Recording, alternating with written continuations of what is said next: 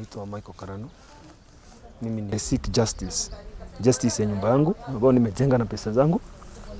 Pia na tupewe usalama, security kwa hii area. Jua watu walikuja huku kwote na walikuwa watu pikipiki mingi na hakuna mtu anajua zimetoka wapi. Na ni watu wajulikani kwa hii area, hakuna mtu alijua mmoja wao.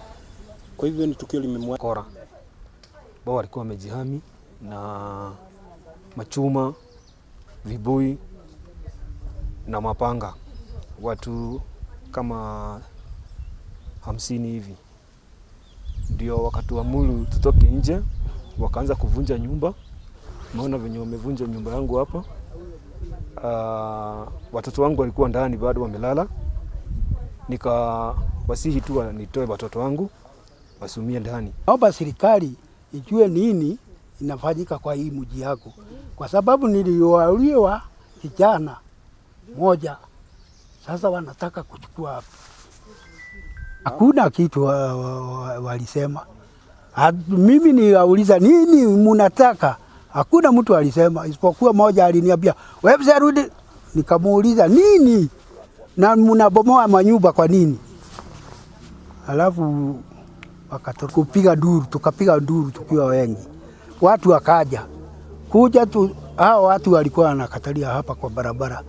Alafu watu wakija tukaambia wako hapa kwa barabara. Wakafuata. Sasa kuwafuata ndio walikuta magari huko.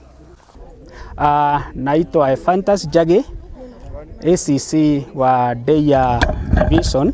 Watu walikuja hii eneo la Kiawada na wakaingia kwa boma moja ya mzee anaitwa Lawrence. Na wakati walipoingia wakaanza kuharibu nyumba ya huyo mzee na mali yenye ilikuwa huko. Na vile walisikia kuna watu wako nje wanaharibu hiyo mali, hao watu wakapiga duru na kupiga duru na wananchi wakakuja, na hao watu wenye walikuwa wanafanya hiyo uhalifu wakaanza kupotea.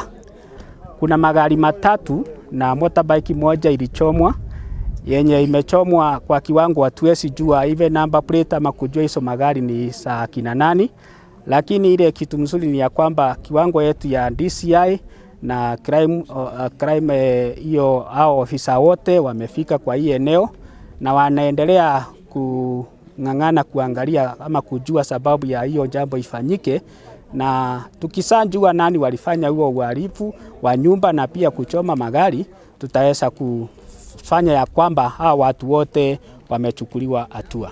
Basi tukakuta jirani yetu amefamiwa na wakora, amefamiwa na kundi la watu. Wakati tulipoangalia vile kunaendelea, watu wakakibizana na hawa wakora.